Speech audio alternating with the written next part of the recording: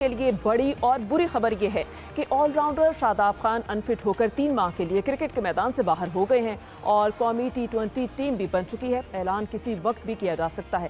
इसके अलावा grand slam tennis का इवेंट शुरू हो चुका है, लेकिन लंदन की गर्मी ने विंबलडन में प्लेयर्स और तमाशाइयों को बेहाल कर दिया है।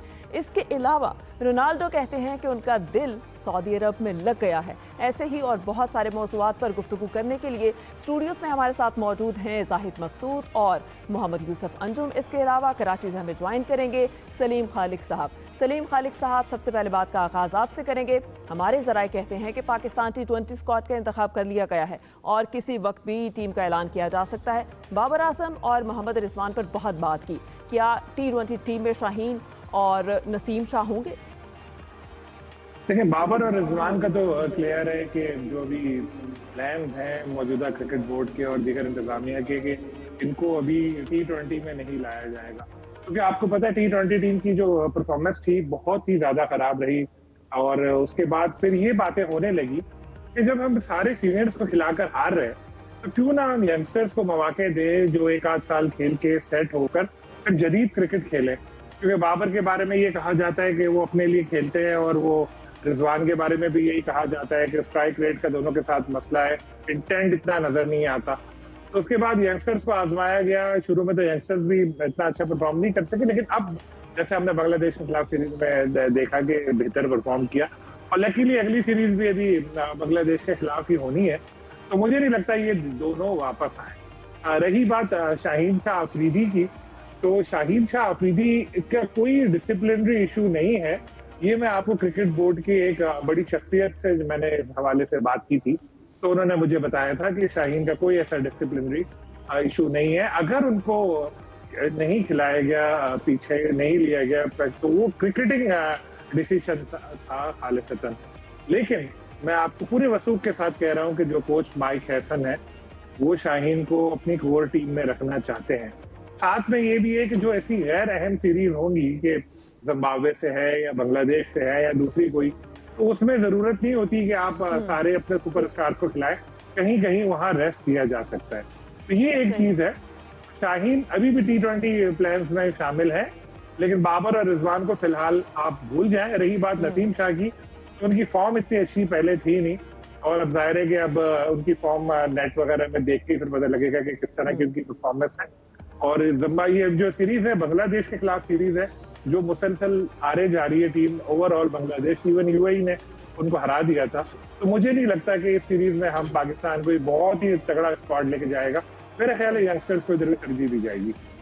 ठीक, अच्छा जाहिद साहब, आपका क्या ख्याल है, जो नई टीम बन रही है उसमें नए खिलाड़ियों को ज़्यादा मौका दिया जा रहा है, इससे कितना फ़ायदा होगा और जो सीनियर्स हैं उनके ना होने से कितना नुकसान हो सकता है? देखिए, मेरीन क्योंकि स्किल्स कैंप है, उसके कई मराहल यहाँ पे हो चुके हैं। जब से माइक हैसन आए उनका इंतखाब किया गया, लाहौर में कैंप लगाया गया, और क्योंकि इसके दरमियान में 3 T20 जो है एक एक्स्ट्रा मैचेस मिले थे पाकिस्तान को, सीरीज़ मिली बांग्लादेश में जाकर खेलने की। बांग्लादेश की टीम जो है कमज़ोर ज़रूर है, लेकिन बांग्लादेश की टीम अपने हिसाब से पिचेस बनाते हैं, ज़्यादातर स्पिनर्स पर इन्हिसार करते हैं। और माजी में देखा है कि बाज़ का तो 120 या 30 रन करते हैं, इसमें भी वो बाज़ का जीत जाते हैं, टफ टाइम देते हैं दूसरी टीम को। पाकिस्तानी टीम ऑन पेपर या नौजवान खिलाड़ी भी अगर शामिल किए जाएँ तो बांग्लादेश से काफ़ी बेहतर है। लेकिन जाहिर है जब कहते हैं कि किसी भी मद्दे मुकाबल टीम को आसानी से नहीं लिया जा सकता, तो लगता है ऐसा है क्योंकि पहले पाकिस्तान ने 3 T20 खेलने हैं बांग्लादेश में, इसके बाद टीम ने जाना है अमेरिका जहाँ पे 3 T20 वेस्ट इंडीज़ के साथ होंगे, फिर जाहिर है 3 वनडे थे वो भी कन्वर्ट किए जा रहे हैं T20 में। तो लगता है ऐसा है कि जो स्क्वाड जहाँ बांग्लादेश में जाएगा इसमें कोई ना कोई चेंज होगी, क्योंकि इसमें लगता नहीं शाहीन इस टीम में शामिल हो।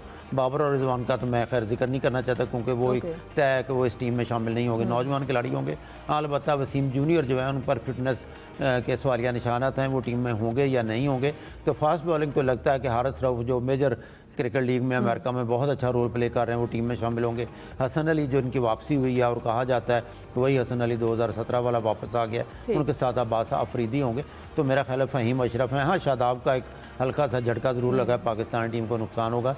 इन फॉर्म भी थे, ऑलराउंडर भी थे आज यकीनी तौर पर, क्योंकि वो वाइस कैप्टन भी थे। आप किसी को वाइस कैप्टन नामजद करेंगे क्योंकि उनकी जो हमारे सोर्सेज बताते हैं उनकी इंजरी की हुआ तजवीज़ किया गया है, उसका ऑपरेशन होगा इंग्लैंड में, तो उसको वापस आने में, उनको रीहैब करने के लिए भी काफ़ी टाइम चाहिए। तो लगता ये है कि जो टीम बांग्लादेश जाएगी इसमें कुछ ना कुछ चेंजेस होंगी, जो टीम फिर आगे अमेरिका का सफ़र करेगी। सही। अच्छा यूसुफ अंजुम साहब, आपकी क्या राय है, क्या वाकई कोई तब्दीली होगी? इसके अलावा जो टीम सेलेक्ट हुई है उस पर आप मुतमईन हैं? देखिए, महरीन टीम का इंतखाब तो चंद दिन पहले ही उस वक्त कर लिया गया जब माइक हसन यहाँ से गए थे अपना। उन्होंने फिर प्लान भी किया था किस तरह ये जो स्किल्स कैंप लगा उसको किस तरह मैनेज करना है। तो मेरे ख्याल में इतनी ज़्यादा कोई चंबे वाली इसमें बात नहीं है, क्योंकि बाबर रिजवान तो पहले ही इसका हमें इल्म था कि वो टीम का हिस्सा नहीं होंगे। शहनशाह अफरीदी को भी फ़िलहाल इस टीम का हिस्सा नहीं बनाया गया, हमारे ज़रा ने ये कन्फर्म किया है। थोड़ा सा वरी साइन है इंजरीज़ के हवाले से, क्योंकि शादाब खान इंजर्ड हो गए, उनको कंधे की तकलीफ़, उनका जो एक मुमकिन तौर पर तजवीज़ किया गया वो लंदन में उनका सर्जरी उनकी होगी, जिसके बाद उनको फिट होने में 3 महीने लग सकते हैं।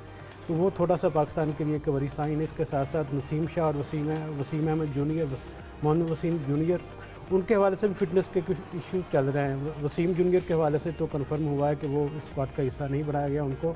अलबत्ता नसीम शाह ने कल भी यहाँ पर बॉलिंग की थी कैंप के दौरान, उन्होंने बाद में कुछ अपनी एक्स्ट्रा बॉलिंग भी की है।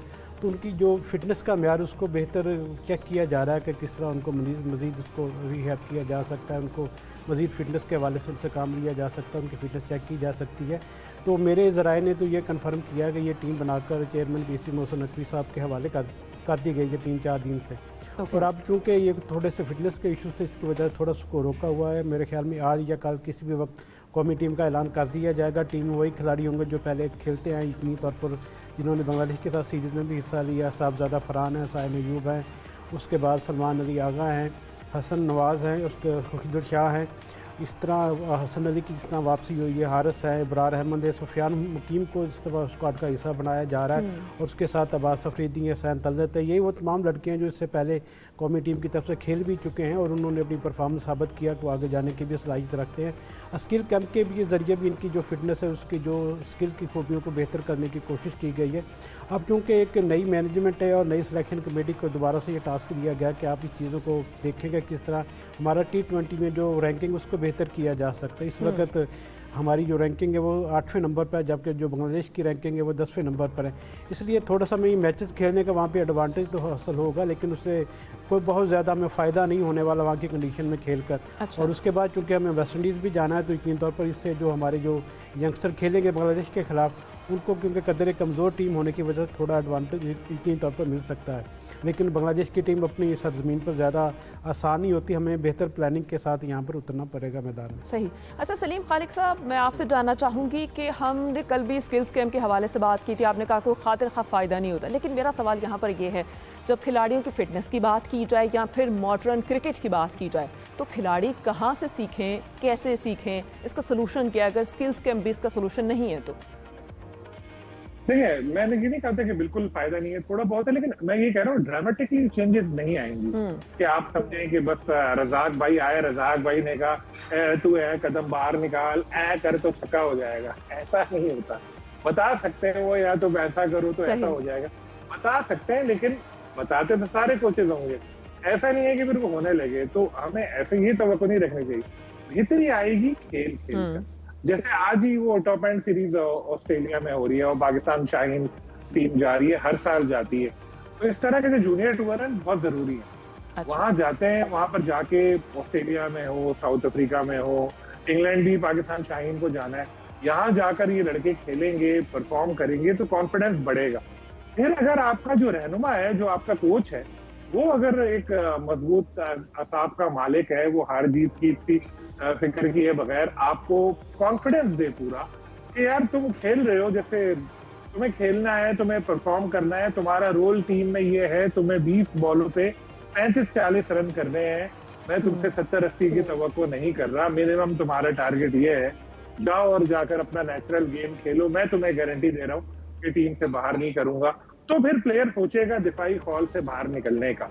यहाँ पर प्लेयर जो डरे रहते हैं ना, जैसे हमने कल भी बात की थी, जो ये खौफ है, उस खौफ की वजह से वो अपना असल खेल पेश नहीं कर पाते और वो अपनी पोजीशन के लिए खेल रहे होते हैं कि यार मैं अगर मारने के चक्कर में कहीं आउट हो गया तो टीम से ना बाहर हो जाऊं। आप बच्चों की क्या बात कर रही हैं? बाबर आजम और मोहम्मद रिजवान जैसे सीनियर जो है वो सारी जिंदगी इसी खौल में रहे, वो भी अपनी क्रिकेट जो है, जो बाबर की जो एबिलिटीज है उस पर किसी को शक नहीं है, क्या जबरदस्त वो बैटिंग